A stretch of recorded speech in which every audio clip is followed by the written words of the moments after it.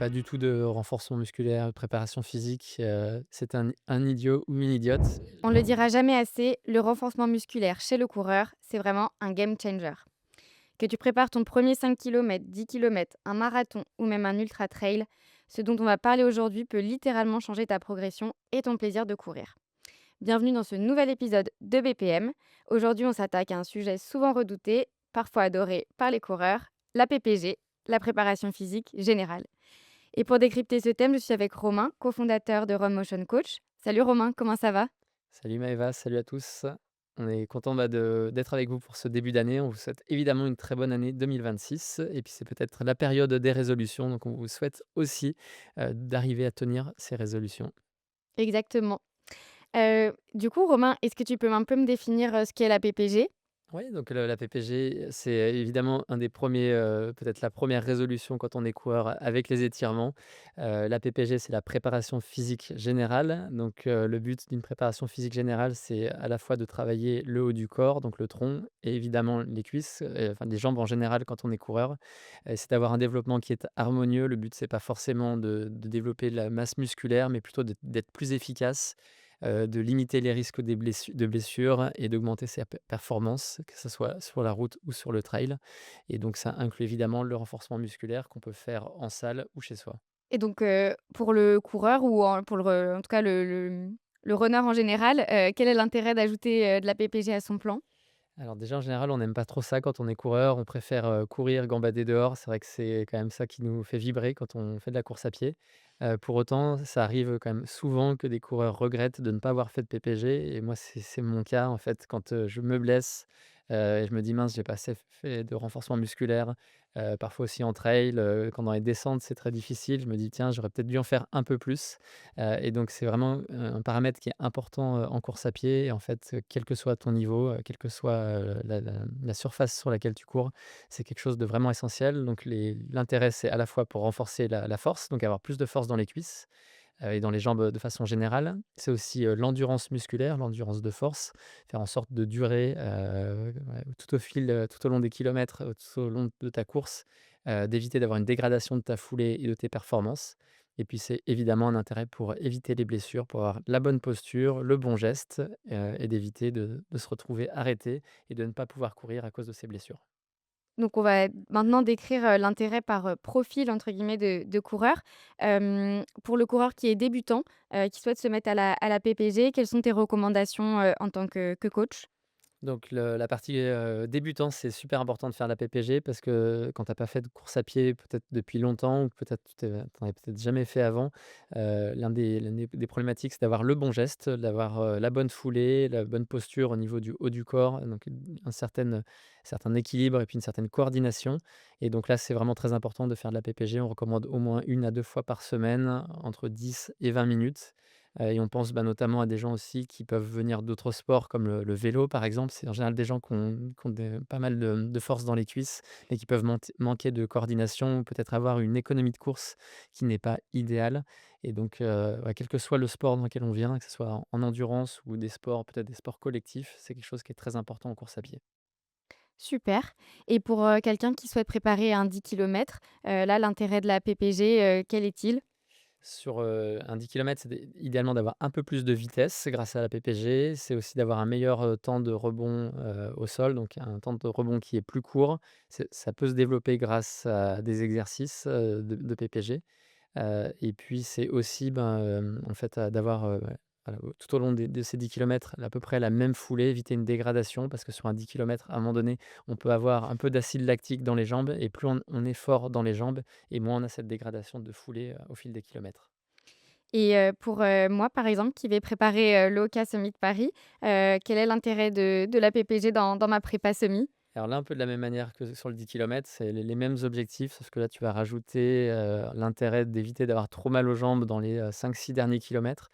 Parce que quand tu fais ton premier semi-marathon, bon, normalement, tu auras fait la PPG qui va bien, mais ce qui est possible, c'est, en fait, de rencontrer des vraiment d'avoir très mal aux cuisses, c'est presque un mur. Alors c'est pas exactement le mur du marathon, mais quelqu'un qui a pas beaucoup d'expérience, ça peut être difficile à partir du kilomètre 14 ou 15, surtout sur le Hoka Summit Paris où à la fin, il y a quand même une bonne montée vers la gare de Lyon. Donc là, c'est important de faire la PPG pour retarder, ces douleurs musculaires et donc retarder, la dégradation de la foulée et donc sur un semi-marathon, c'est très possible quand on fait beaucoup de préparation, physique et qu'on s'entraîne bien avec suffisamment de sorties longues et des sorties à l'allure enfin semi-marathon, c'est très possible de ne pas avoir mal aux jambes et donc ouais, c'est ce que je te souhaite sur ta course. Je prends note. Et enfin, enfin, pas enfin, pardon, pour un coureur, qui va préparer le fameux marathon, donc là, l'intérêt de la PPG est très important. Est-ce que tu peux m'expliquer pourquoi? Donc là, le mur du marathon, souvent, il peut intervenir, parfois un peu tôt, kilomètre 25 ou kilomètre 30 et donc là, c'est très souvent un manque de renforcement musculaire qui est en cause et des gens qui se plaignent de crampes et parfois de crampes, on va dire récurrentes sur chaque marathon et retrouvent un peu la même douleur. Et en général, sur un marathon, c'est pas tant un manque d'électrolytes ou de magnésium, ou de sodium. C'est plus, en fait, un déficit, de force et donc des gens qui peuvent avoir des douleurs dans les ischio-jambiers, c'est en général un manque un peu de souplesse, mais souvent un manque de force. Pareil dans les mollets, ou dans les cuisses et donc là, si tu fais suffisamment de renforcement, musculaire, normalement, ça doit t'aider à retarder le mur, voire ne pas avoir de mur, du tout et c'est évidemment lié à une bonne gestion de l'effort, mais cet aspect, musculaire, il est très important. Quel que soit le chrono que tu vises, de 2h30 à 6h, l'impact des kilomètres vient être réduit par un travail sur, le renforcement musculaire. Et enfin, on termine avec, les trailers, et ultra trailers. Là, c'est d'autant plus important. Est-ce que tu peux me dire, aussi pourquoi sur, cette pratique-là? Oui, donc le trail, c'est vraiment essentiel. Quelqu'un qui fait pas du tout de renforcement musculaire, de préparation physique, c'est un idiot ou une idiote. Je peux le dire parce que moi, c'était une de mes faiblesses. Typiquement, bah, c'est le genre de blessure que tu peux avoir, en fait, plus tu allonges les distances, si tu fais pas du tout de renforcement, c'est très compliqué. Tu as des risques de blessures, typiquement au genou et très souvent, quand, tu es blessé au genou, c'est souvent lié à un manque, de force. Moi, en l'occurrence, c'était plutôt sur la chaîne postérieure, où je devais travailler, les fessiers et les ischio-jambiers et en fait, si tu as un manque de force, à ce niveau-là, en fait, on voit bien que la foulée, elle est dégradée et on voit qu'il y a un certain flottement au niveau du genou et forcément, au fil des kilomètres, c'est compliqué et ça peut occasionner des blessures et puis on le voit typiquement aussi en montée, ça peut être un manque de force à un moment donné, quand tu enchaînes des montées de 500, 800, parfois 1000 mètres de dénivelé positif. Si au milieu, tu te retrouves en difficulté parce que tu as plus rien dans les jambes, bah, c'est aussi, lié à un manque de renforcement musculaire. Et puis enfin, très important, sur le trail, c'est la descente, et on voit bien que quelqu'un qui n'a pas assez de renforcement musculaire, rencontre des grosses difficultés en descente, et c'est peut-être ça le plus difficile, quand on se met au trail, c'est justement ces descentes et donc si on a un renforcement, musculaire qui est adéquat, ça permet de retarder, ces douleurs et retarder cette force, enfin ce déficit de force à un moment donné. Et toi, dans ton entraînement personnel, est-ce que tu as mis en place la PPG et comment? Comment ça pendant tes semaines, est-ce que tu peux nous décrire un petit peu, ton entraînement type? Oui, donc alors moi je suis pas toujours un très bon élève là-dessus. Ce que je fais beaucoup, c'est dans les 4 5 derniers mois avant l'objectif, bah, je sais que c'est un paramètre qui est essentiel. Donc là, je fais au moins 2 séances de préparation physique dans la semaine. Ça peut être une fois en salle et une fois à la maison. Et puis, quand je suis un peu plus éloigné, j'avoue, j'en fais moins, mais ça, c'est une vraie, c'est un vrai sujet et ça peut être d'ailleurs peut-être, parmi mes résolutions de 2026, c'est, plus de 5 mois avant un objectif, continuer à le faire parce que c'est quelque chose qui est vraiment essentiel, dans la pratique, du trail et je vais avoir des objectifs trail importants, sur cette année donc je vais m'y mettre là, dès cette semaine. Très bien. Ben, on prendra note alors, on vérifiera, si tu es assidu. Hem et du coup, dans l'application, comment ça se concrétise, ce module, PPG? Donc dans l'application, Run Motion Coach, c'est un module qu'on a travaillé avec un kiné du sport justement parce qu'on avait vraiment conscience de l'importance, de ce paramètre-là quand on fait de la course à pied et donc on a un module qui est vraiment très facile à suivre. En fait, donc déjà tu rentres ton objectif course à pied, mais tu peux aussi indiquer ton niveau en préparation physique parce que des fois tu peux être un coureur très expérimenté et être assez faible en préparation physique ou à l'inverse, tu peux être débutant en course à pied et par exemple, si tu viens du crossfit, ou de sport, de salle, tu peux être très fort musculairement. Donc il y a ces paramètres-là qui sont pris en compte et en fonction de l'objectif route ou trail, tu as juste à suivre ton programme avec, des séances qui sont adaptées.